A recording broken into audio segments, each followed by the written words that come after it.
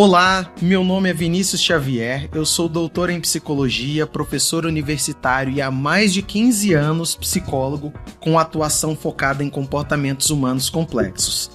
Eu trato dependências químicas, demais condutas adictivas, transtornos de ansiedade, personalidade, humor, dentre outros. E esse aqui é o Independência Cast, um podcast que busca mergulhar fundo no universo das dependências. Então meu convite é, vem comigo. O nosso papo é para todo mundo, seja você alguém que quer entender mais sobre o assunto ou um profissional de saúde que lida com essas questões no dia a dia. A ideia é abrir espaço para conversas sinceras, cheias de conteúdo, sempre com aquele toque que faz a diferença. Eu tenho aqui a presença da jornalista Tatiana Cardoso, minha jornalista preferida, e a minha parceira nessa missão de vida, que é ajudar a reabilitação de dependentes, a pastora Eunide Santos Coelho, que há mais de 10 anos trabalha na gestão da ONG Comunidade Terapêutica Heroínas da Fé e cuida de dependentes químicos, tanto homens quanto mulheres. Eu conheci a pastora Eunides quando eu preparava minha tese de doutorado e ela me apoiou de uma maneira que eu sou imensamente grato. Abriu as portas da instituição e eu pude fazer entrevistas ali com os usuários e assim concluir o meu trabalho com tanta facilidade, com tanta presteza, porque a pastora abriu essas portas. Então, é por isso que eu trouxe hoje ela aqui com um pouquinho, para contar para nós um pouquinho de sua experiência na recuperação dos pacientes. Com muita fé, com muito trabalho e com muita inspiração. Seja bem-vinda, pastora Eunice. Obrigada. É um prazer enorme. E você sabe que aquela instituição também é sua. Você faz parte daquele trabalho, assim como demais profissionais que nós temos. A Aline, que está conosco já há mais de 10 anos também. E a psicóloga. Exato. Todos os profissionais que têm feito parte, né, da instituição. Maravilha. O resultado também é deles. Maravilha. Eu penso que a função, posso estar equivocada, mas que a função de uma clínica de reabilitação é ajudar as pessoas, né, a se recuperarem relacionadas ao vício, recuperarem a sua saúde física, mental, juntamente com a plenitude das suas funcionalidades, que elas perdem nesse trajeto, né? Além do mais, as clínicas de reabilitação podem ter diferentes funções, dependendo da especialidade. No caso das de dependência química, elas oferecem um tratamento especializado para ajudar os pacientes a se livrarem do uso de drogas e álcool. As clínicas podem incluir atividades como desintoxicação, terapia, palestras, reuniões espirituais, terapia em grupo e acompanhamento individual. E para falar um pouquinho, pessoal, sobre como funciona de fato, eu gostaria que a Eunides, que é gestora de uma clínica, né, e tem formação em pedagogia e teologia, que você nos contasse como você iniciou a princípio nessa missão de gerir uma clínica de reabilitação, que eu acho que a gente enxerga como uma missão, realmente, né? De fato, é uma missão. E uma das coisas que eu costumo dizer, né, uma brincadeira, mas como todas as brincadeiras têm um fundo de verdade, eu costumo dizer que eu tenho certeza de 3 coisas, aliás. Primeiramente, que sou mãe de 2 filhas. Depois, do chamado. E depois, da vida com Deus. Não há outra certeza, porque tudo é muito efêmero, passageiros, as coisas vão e voltam, né? E tudo muda, nada fica igual, mas dessas 3 coisas eu tenho plena convicção. E como a senhora começou? Quando foi e a sua primeira oportunidade de começar nessa missão? Eu comecei a trabalhar com dependência química em 2010. Eu conheci um local, o qual também abrigava pessoas, um local que trabalhava de uma forma diferente que eu trabalho, mas também que com um propósito, e sabemos que tem muitas pessoas que foram recuperadas naquele lugar. Eles faziam acabamento, eu trabalhava com confecção, eles faziam acabamento para mim. E nesse meio tempo, eu conheci uma moça e eu a acolhi como uma filha. E essa menina morou comigo na minha casa. Infelizmente, não consegui ajudá-la, porque hoje ela está presa, né? Mas me apaixonei pela obra, me apaixonei por cuidar de vidas. E assim começou o trabalho. Em 2012, eu comecei com esse trabalho onde nós estamos até hoje, que foi algo mais concreto, né? Onde começamos a documentar tudo e buscar as licenças. E começamos a trabalhar de uma forma mais concreta, né? Porque no começo foi tudo muito empírico. Mas depois começou mais, sim, efetivo, trabalho efetivo. E para melhorar o nosso trabalho, eu fui estudar também. Paralelo a isso. Isso, concluí serviço social agora, esse ano. Bacana, parabéns. Um serviço assistencial que a senhora já prestava antes. Né? E nós temos toda uma equipe multidisciplinar, né? Médico, psiquiatra, psicóloga, assistente social, equipe de enfermagem. Comunidade terapêutica não requer isso, mas eu achei por bem nós termos toda essa equipe multidisciplinar desde o princípio. Né? Isso que tem nos mantido caminhando até hoje.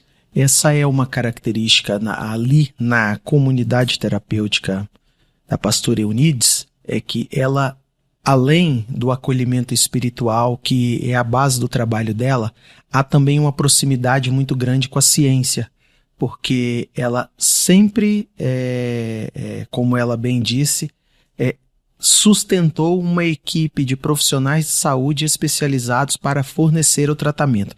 Inclusive, quem me colocou em contato com a pastora Eunides em 2017 era um psiquiatra colega que falou do trabalho que ele estava realizando lá e me levou para conhecer, já que eu precisava coletar dados.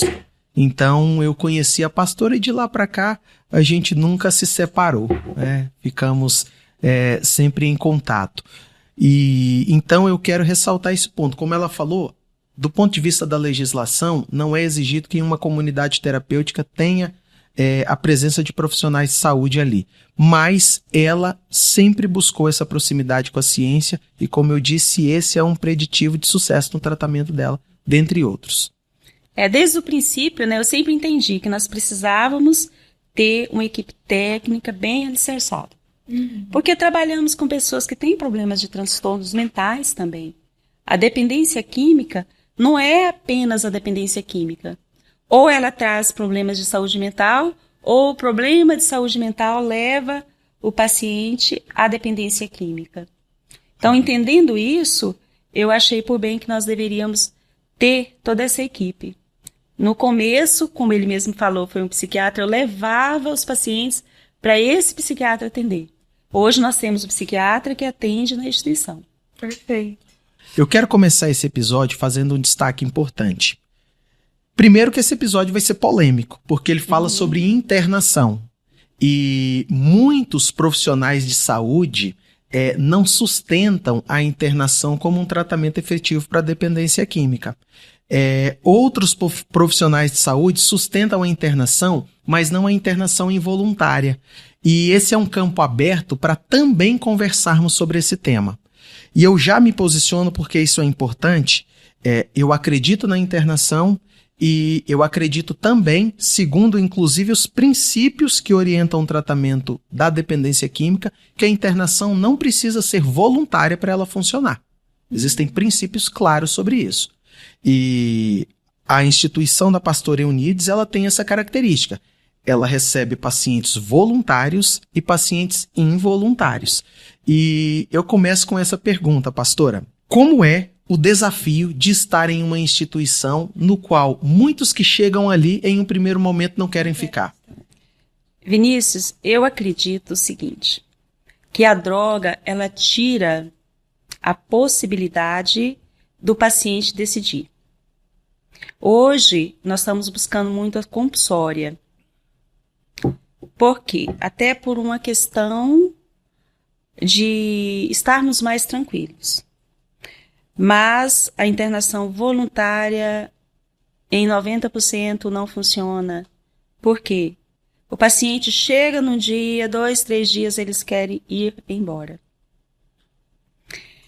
E o tratamento sem o auxílio profissional de um médico também não funciona, porque o paciente não consegue ficar.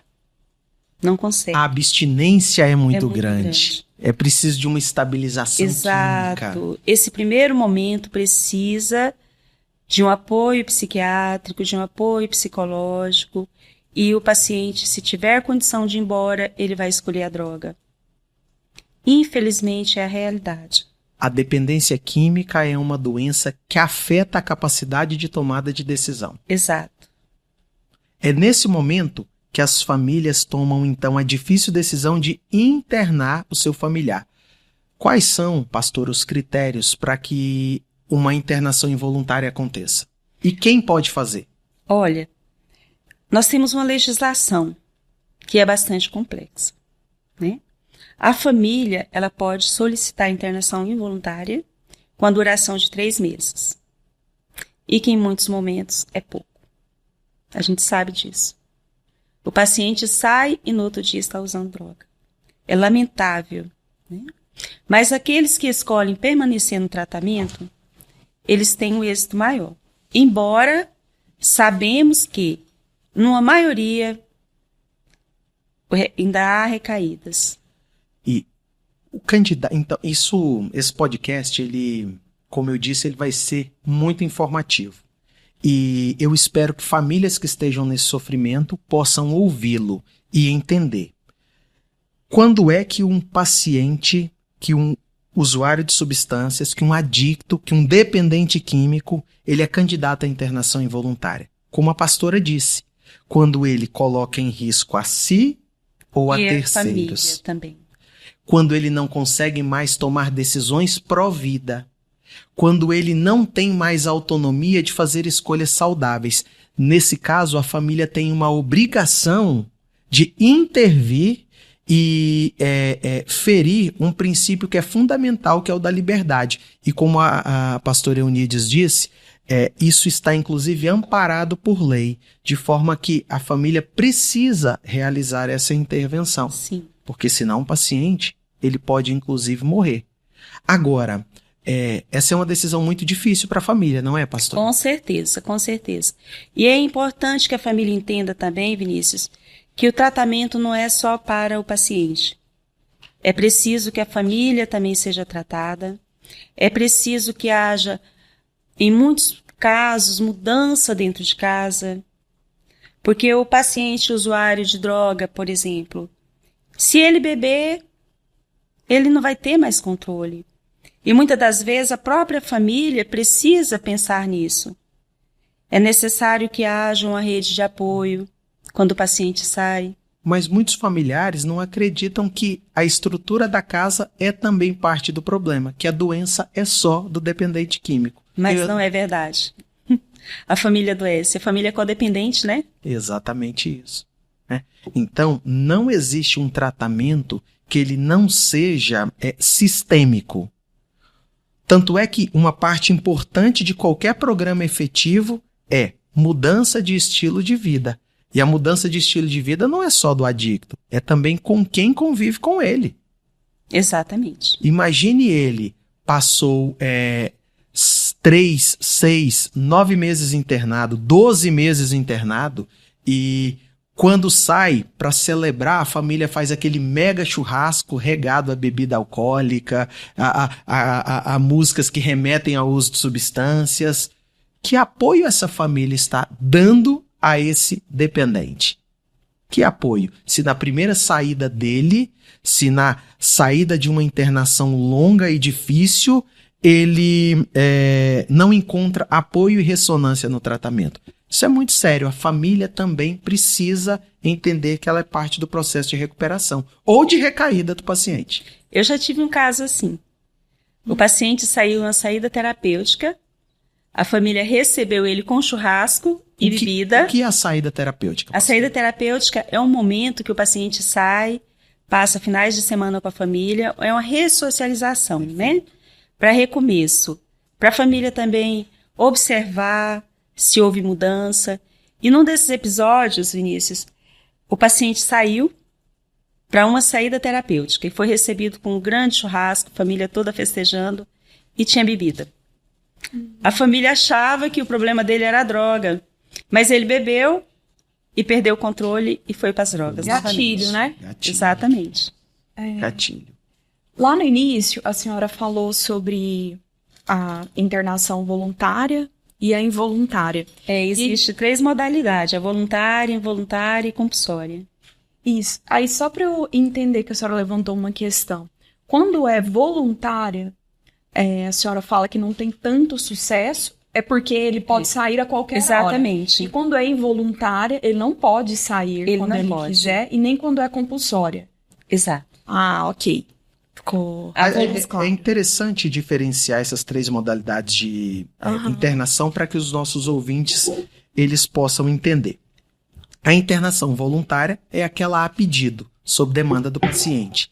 Por favor, eu quero me internar porque eu não estou bem. A internação involuntária é aquela no qual ele não tem o desejo, não faz o pedido e a família intervém. A família solicita essa internação. Existe uma legislação que dá conta disso e a família está amparada para fazê-lo. Quem? Familiares de primeiro grau. Pais, filhos e irmãos. Né? A esposa ou o esposo não pode internar o seu familiar. Né? Familiares de primeiro grau. E a internação compulsória é aquela determinada pela justiça.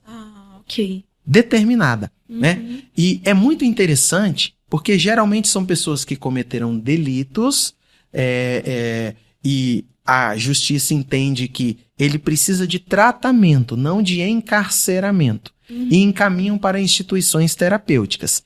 E o mais curioso é que os pacientes que são pacientes compulsórios, eles dão menos trabalho que os involuntários, não é, pastora? A pastora tem uma experiência importante nisso, né? E por que dão menos trabalho, pastora? É porque eles sabem que se eles evadissem do lugar, né, do local, a própria polícia, né, pode levá-los. E também hoje a família pode buscar essa internação compulsória, viu? Sim. Pode buscar através do Ministério Público. Via uma determinação judicial. Exato. Não é? Se comprovar que o seu ente querido, né, está em uma situação de uso abusivo de drogas, a família pode requerer. Olha só, eu costumo dizer o seguinte, que a internação, ela não é o único tratamento para dependência química. Mas, em muitos casos, ela é necessária. Sim. Então, a família precisa, a nossa sociedade como um todo, precisa quebrar esse tabu, porque instituições sérias, instituições com compromisso de recuperação ajudam pessoas a retomarem a vida. E é exatamente por isso que eu convidei a pastora Eunides para que ela falasse dessa experiência. E, pastora, então, conte pra gente quais são as bases do tratamento ali da comunidade terapêutica Heróis e Heroínas da Fé. Como é que ele é feito? Olha, nós trabalhamos da seguinte forma. Primeiramente, o acolhimento precisa ser o mais humanizado possível. Segundo, os profissionais precisam ter muita seriedade com tudo aquilo que faz. Não permitir, em hipótese alguma, maus tratos. Porque se o paciente está para um tratamento, ele não está para ser maltratado. Né? Ele está doente. Ele precisa ser recebido com responsabilidade, amor. Né? E muitas vezes a equipe ela vai ser hostilizada pelo paciente. Sim, Olha sim. o tamanho do preparo. Porque, afinal de contas, ele não quer estar ali. A abstinência gera alteração emocional. Então, é preciso ter uma equipe preparada para entender a situação que o paciente está naquele momento. Mas é tão interessante, doutor Vinícius, que o paciente, ele pode até chegar hostil, mas quando ele é recebido com amor e responsabilidade, ele quer. Porque todos eles querem se tratar. Sem dúvida. Ninguém quer Nenhum paciente, eu recebi um paciente na semana passada, ele estava dormindo no cemitério. Dormindo. 2 dias depois, ele foi à minha sala, falou que queria me conhecer e agradecer. E hoje ele está lá ajudando. Nós estamos organizando o muro nos fundos e não faz nem 15 dias que ele está internado e ele está auxiliando lá na parte da construção desse pequeno muro. Que maravilha. Então, assim, a gente observa que o desejo deles é de mudança. Por isso a importância de uma equipe técnica. Por isso a importância do médico psiquiatra para tratar com a medicação. A importância de um psicólogo, terapeuta para estar conversando. Então, eu vejo assim que as famílias precisam ter também um certo cuidado aonde vai deixar o seu filho. Sim. Porque sabemos que nesse meio existem muitas pessoas de má fé. E pastora, quais são as principais mudanças que acontecem em uma internação? O primeiro momento eles ficam mais bonitinhos. Fisicamente, né? A primeira mudança é física, Sim. né? Física. Depois a gente começa a observar a mudança interior. A saúde mental melhora, né? Perfeito. E eu queria saber se existe algum tipo de acompanhamento pós-reabilitação. Sim, é necessário. Atualmente, nós estamos encaminhando o paciente para o CAPS. Mas, no futuro, nós queremos também ter uma rede de apoio ao paciente depois que concluir o tratamento.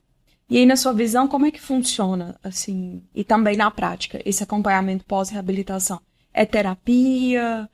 É um outro jeito? Como acontece? Eu acredito em um pilar, né?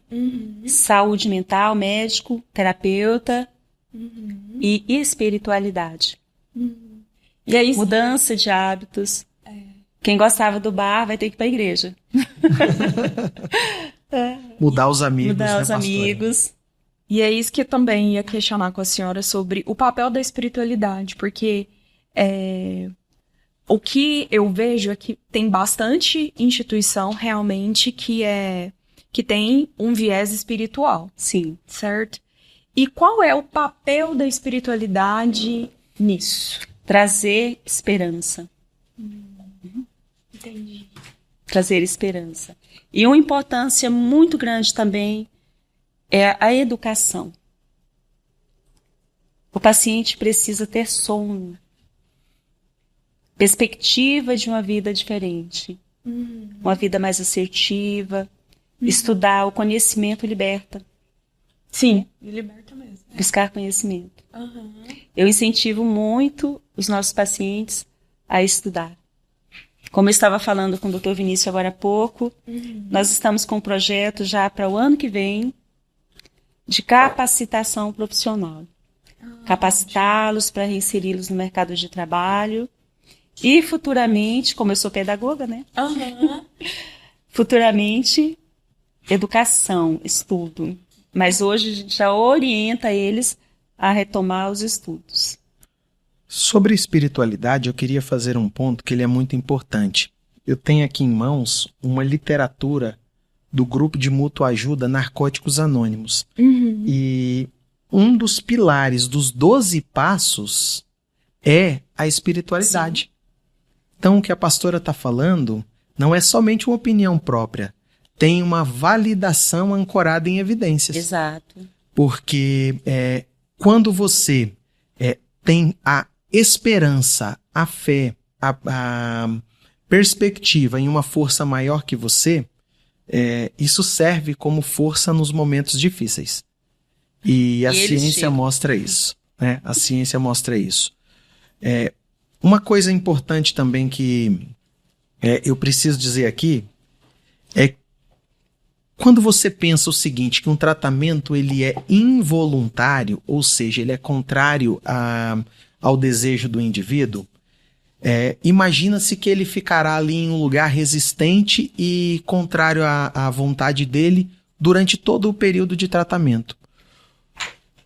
O que a prática e o acompanhamento têm nos mostrado inclusive com pacientes que eu acompanho pós-internação e que foram internados involuntariamente, eu acredito na internação involuntária, é o seguinte, é que com o passar do tempo, com o passar das semanas, eles revertem essa resistência e ela se torna em uma voluntariedade ao tratamento. Aquele que chegou contra a vontade, quando passa aquele período da abstinência, quando ele consegue perceber que a vida dele sem drogas funciona e que ele tem uma perspectiva e uma luz no fim do túnel, ele abraça o tratamento, ele adere, ele faz essa adesão. E a prova disso é até uma história curiosa, né?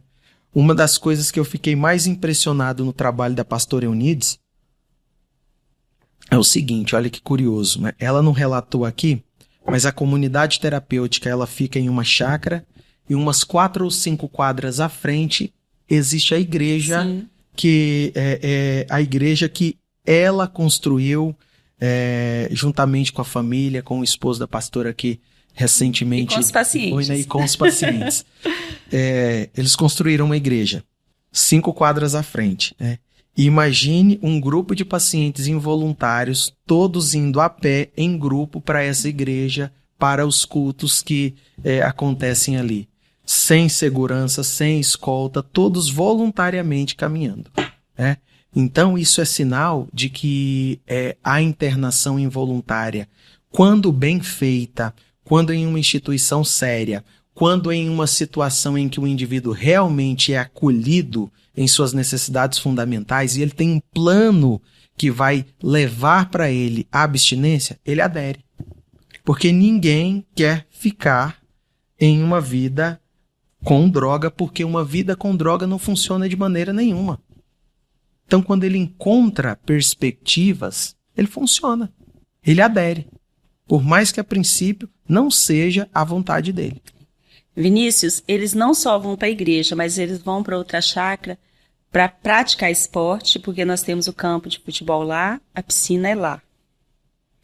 A cozinha é lá, eles vão trabalhar na cozinha também. Bacana. E na maioria das vezes, o paciente que nós buscamos, com 3 dias, 4 dias na semana, ele assina o termo de internação voluntária. Por quê? Nós temos uma atitude seguinte. É importante que ele faça parte dessa responsabilidade. Uhum. Dessa responsabilidade que é o seu tratamento. Eu sento com ele, converso e eles assinam o termo de internação voluntária. Perfeito, né? Perfeito. Ele precisa, de forma comprometida, aderir também ao tratamento. Também. Querer também. A família solicitou a internação dele, mas ele vai ficar aceitando ficar também. Excelente. Vão para a igreja, vão para tratamento odontológico e não dão trabalho.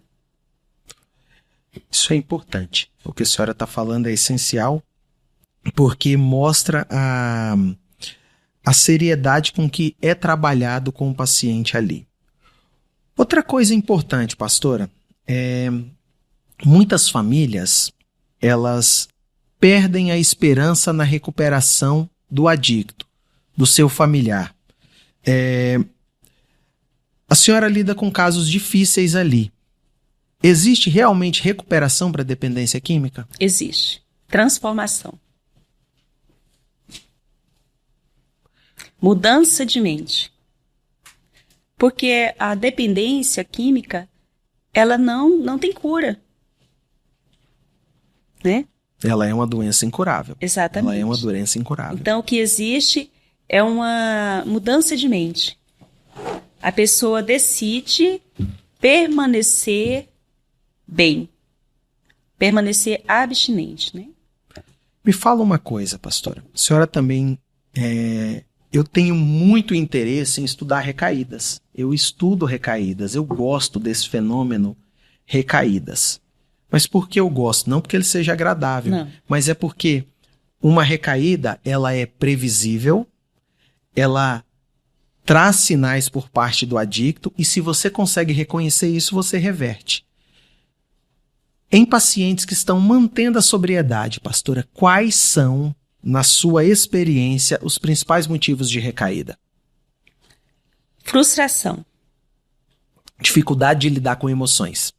Exato. E mesmo eles estando lá dentro,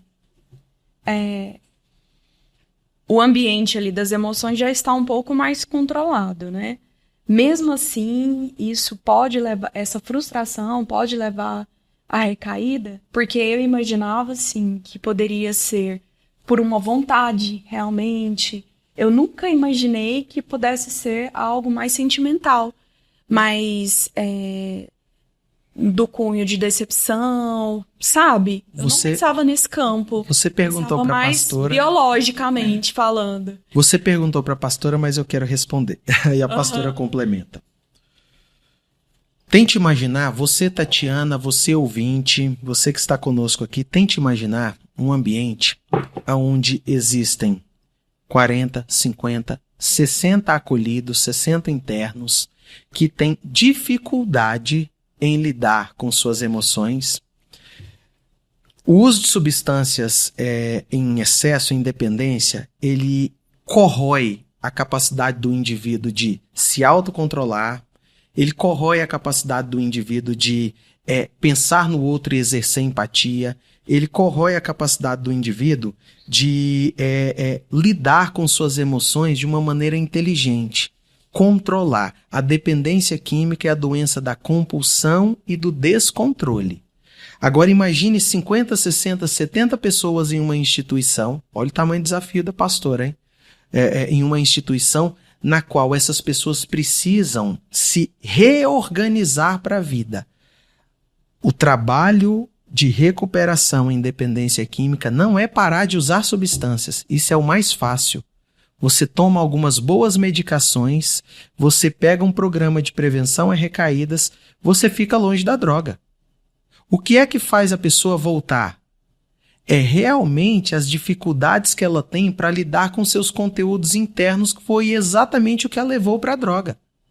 Agora imagine a dificuldade de gerir uma instituição na qual as pessoas estão desorganizadas, precisam aprender a conviver, cooperar, dividir e reorganizar a sua vida para viver lá fora. Entendi. Isso é um desafio muito grande. Muito grande, muito grande. Eu costumo dizer que o mundo ele está como uma locomotiva desgovernada, né? E as pessoas, elas não estão mais dando conta de conter as suas emoções. A juventude de hoje, elas querem tudo muito rápido, tudo pronto. Não tem paciência de esperar, de construir, né? Porque a vida é uma construção. Nada chegou pronto. Uhum. E nós temos que ter objetivos, projeto a curto, a médio, a longo prazo. E uma maioria dos dependentes químicos, eles não têm projeto de vida. Eles querem as coisas para agora. E um grupo que eu posso dizer que em torno de 70% dos pacientes, como eles tiveram muito prejuízo, eles querem reconquistar tudo muito rápido. Eles deixam o tratamento, eles não buscam os grupos terapêuticos, eles deixam de tomar medicação, acham que a medicação não é tão necessária, ou talvez porque precisam trabalhar e não tem tempo de buscar o tratamento, de continuar no tratamento. E o que ocorre é a recaída. Recaída. Manutenção de sobriedade não é para aventureiros. Manutenção de sobriedade é para pessoas disciplinadas. Disciplinadas. Existe um protocolo. E se o indivíduo segue, ele tem sucesso. E a clínica tem estratégia para evitar as recaídas? É passado isso para eles? Sim, nós orientamos a buscar continuar no AA ou no NA, na igreja, né? Espiritualidade é fundamental, e a família também ser tratada. Mas, infelizmente, a nossa sociedade, a sociedade brasileira, vamos falar do nosso, né? Sim. Eles não têm esse entendimento que precisa de ajuda. poucas famílias buscam ajuda. Nós estamos falando de uma doença, dependência química é uma doença, ela está catalogada, existem critérios diagnósticos, ela é uma doença crônica, recidivante, pode levar à morte. Então, nós temos uma doença gravíssima, que é a dependência química. Existem critérios diagnósticos claros para ela, existem códigos, tratamento específico e protocolo, mas muita gente ainda acredita que dependência química diz respeito a um aspecto moral. Exatamente. É isso que a pastora está falando. Não reconhecem como doença. Não reconhecem. Então a nossa sociedade precisa ser educada e entender que esse transtorno, essa doença, ela existe e ela é séria. Muito séria. Então, conversar sobre isso é extremamente necessário. Muito, muito. Agora, pastora, qual é o tempo médio de internação para as pessoas ali na comunidade terapêutica? Vamos falar um pouco de tempo. E vamos falar também das questões que são particulares, peculiares. Quais são aquelas pessoas que têm mais preditivo de sucesso no tratamento? Tempo e sucesso. O tempo é entre 3 a 9 meses. Eu nunca recomendo 3 meses. 3 meses não passou nem a fase da abstinência. Ronaldo Laranjeira, um psiquiatra brasileiro, ele orienta que a abstinência ela tem a duração de, em média, 4 meses. Mas o tratamento, até por uma questão legal, jurídica, ela baseia-se entre 3 a 9 meses, caso o paciente seja voluntário, que queira estar. Então, a nossa orientação é 9 meses. Que o paciente permaneça nesse tratamento, pós-alta, continue em tratamento. Tanto com o psiquiatra, como com psicólogo, em grupo terapêutico. E a família também. É importante entender que uma pessoa que está internada, ela não está somente reclusa em um spa, em uma chácara, descansando para ficar longe da droga. Não. Ali, ela está, além de separada desse contexto que era adoecedor para ela, ela está construindo um plano terapêutico, ela está construindo um projeto de vida, ela está participando de grupos terapêuticos, ela está aprendendo, como Fábio Assunção diz em uma entrevista que ele ministra para o Fantástico, ela está aprendendo a acordar, comer e dormir na hora certa. Porque tudo isso na vida dele está desorganizado. Um dependente químico que estava em uma situação de deterioração social e de vida, ele não estava se autocuidando, ele não tinha responsabilidade com a sua casa, ele não tinha responsabilidade com seus compromissos. E ali na internação, ao longo desse período, ele vai aprender tudo isso. Então ele não está de férias ou em um spa, ele está construindo um plano para que, ao sair de lá, ele possa retomar uma vida produtiva. É por isso que eu acredito, e todo episódio, quando eu tenho oportunidade, eu falo isso. O plano de tratamento que eu preconizo está baseado em amor, trabalho e aceitação. Amor diz respeito às relações que o indivíduo precisa estabelecer. Relações saudáveis, relações que sejam protetivas, relações que sejam incompatíveis com o uso de substância. O indivíduo precisa de afeto na vida, relações que sejam reforçadoras para ele.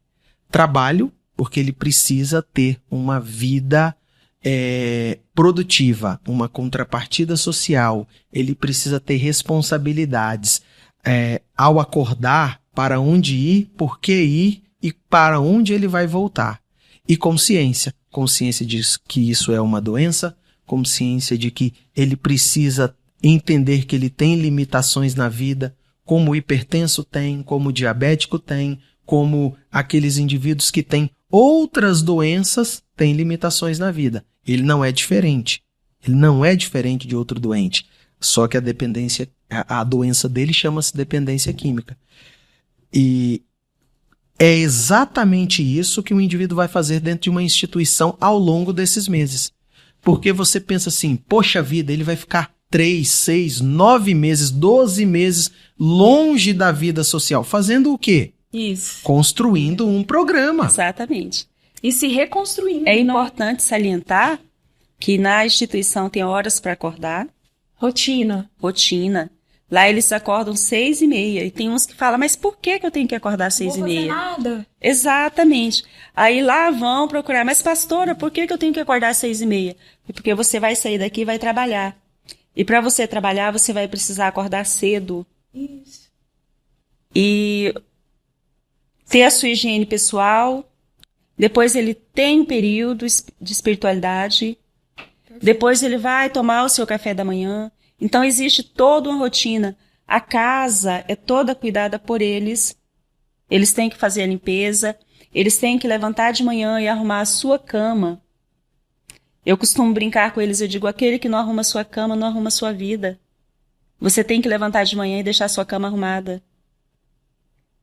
Então isso tudo é detalhes. Esses detalhes parecem não ser importantes, né, pastor? Parecem não ser importantes. Mas é são importantíssimos. Hora para dormir, eles costumam trocar o horário, eles querem dormir de dia e à noite para balada.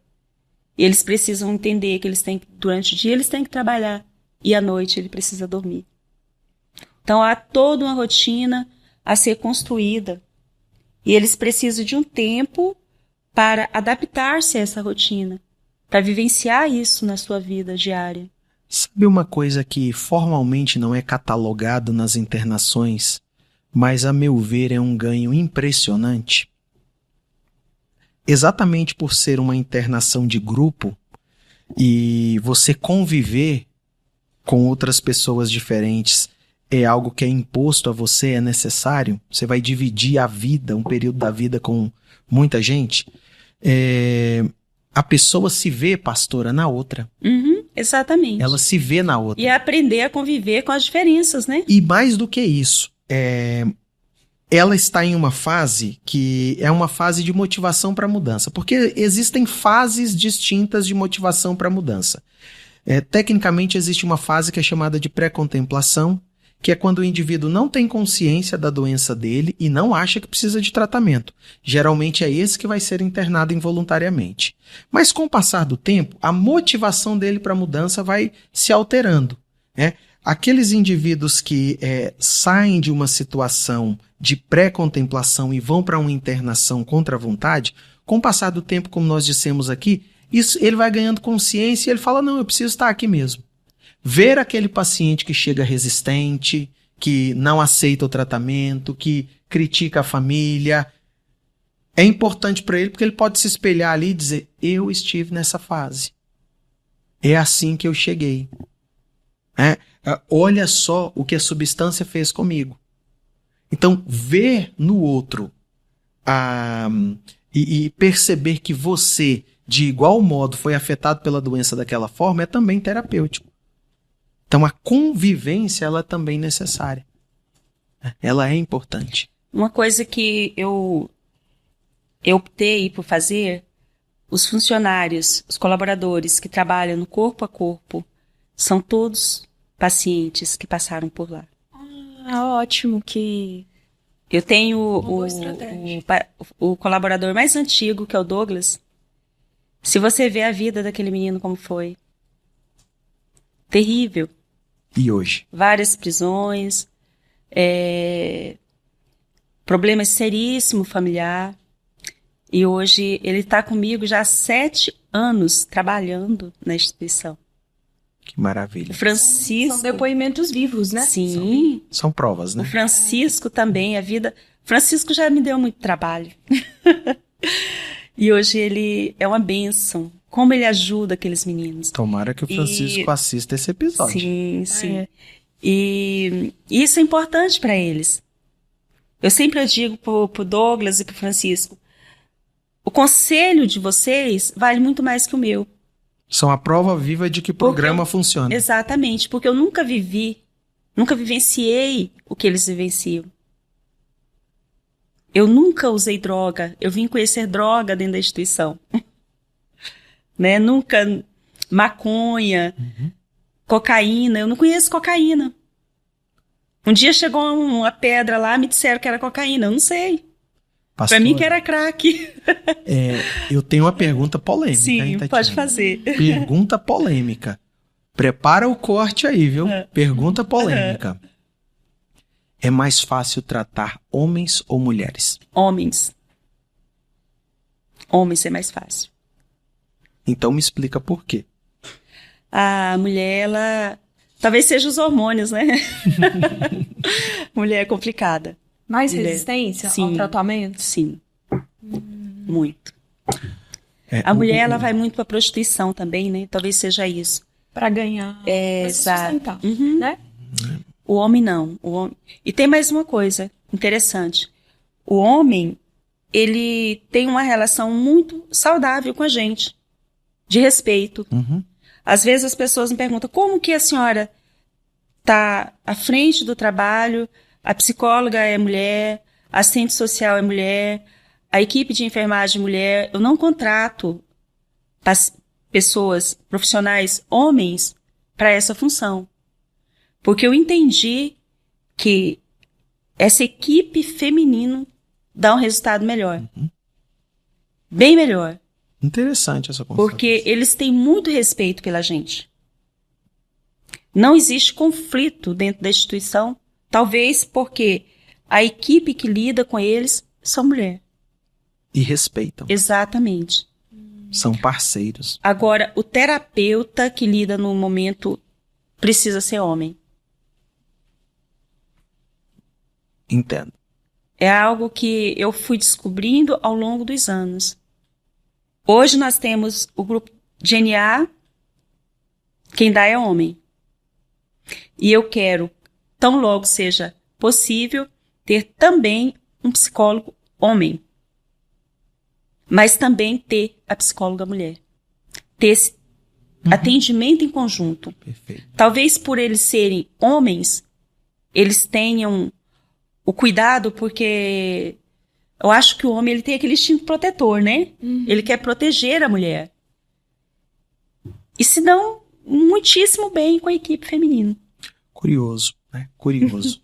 A princípio, eu comecei contratando mulher e depois eu percebi isso. Aham. Né? Que o ambiente feminino evita também a questão de... até mesmo de violência. Sim. A presença da Exato. mulher junto aos homens. Né? Exatamente. Ótimo. Evita muito isso. Infelizmente, nós temos que partir para o final do nosso bate-papo. Ok. Sim. Mas antes, eu quero fazer um relato aqui importante, porque me marcou muito essa fala. Quando ainda professor de graduação, eu levava constantemente, todo semestre, os meus alunos para uma visita técnica ali na instituição da Pastora Eunides. E ali eles entravam em contato com o programa de tratamento. Através dessa visita técnica, eu os ensinava a elaborar um plano de prevenção a recaídas e entregar para os pacientes. Era, de fato, um momento de muita aprendizagem e vivência do que é o trabalho do psicólogo ali. E um relato de um paciente me marcou muito. Eu acho que eu nem falei isso para a senhora, pastora. Uma dupla de alunas, conversando com ele, disse o seguinte: o que foi mais importante para você e que você mais aprendeu aqui nessa instituição? Ele, um senhor, se eu não me engano, alcoolista, ele disse o seguinte: aqui eu sou ouvido. Quando eu vou para a igreja e eu vou lá no púlpito dar uma palavra, falar, as pessoas param, olham para mim e me ouvem. Ninguém fazia isso comigo lá fora. Então, olha só o quanto um trabalho organizado com o objetivo de reestruturar o indivíduo para retomá-lo à vida é importante. O grande objetivo desse episódio foi desmistificar o serviço de internação que é necessário e que muitas vezes precisa ser involuntário, contrário ao desejo do indivíduo. Se um familiar está em dúvida sobre que decisão tomar, ele precisa ouvir esse episódio. Porque muitas vezes, se a decisão parte do próprio indivíduo, ela pode ser tardia. Porque o uso de substâncias, ele afeta a capacidade de tomada de decisão do indivíduo. Eu acho que esse é o grande objetivo desse episódio. É isso aí. A senhora tem alguma consideração final? Alguma coisa que a senhora quer falar? Só gratidão. Gratidão pela amizade com o Vinícius de muitos anos, né? Gratidão a Deus por todas as pessoas que ele colocou junto comigo para desenvolver esse trabalho. Perfeito. Então, gratidão. E gratidão a Deus pelas vidas transformadas. Sim. É isso aí, pessoal. Espero que esse episódio tenha sido útil. Se não for para você, compartilhe o nosso link com um amigo ou familiar. Espero que tenham gostado do Independência Cast de hoje, o podcast para falarmos de assuntos difíceis, mas de uma forma simples. Muito obrigado, pastor Eunides, muito obrigado, Tatiana, pela participação de vocês. E se você ainda não nos segue nas redes sociais, se inscreva no nosso canal do YouTube, que é Independência Cast, e também no Spotify, com o mesmo nome. O meu Instagram é @dr.viniciusxavier. Qualquer dúvida, comentário, sugestão, pode nos mandar lá e até o próximo episódio. Até!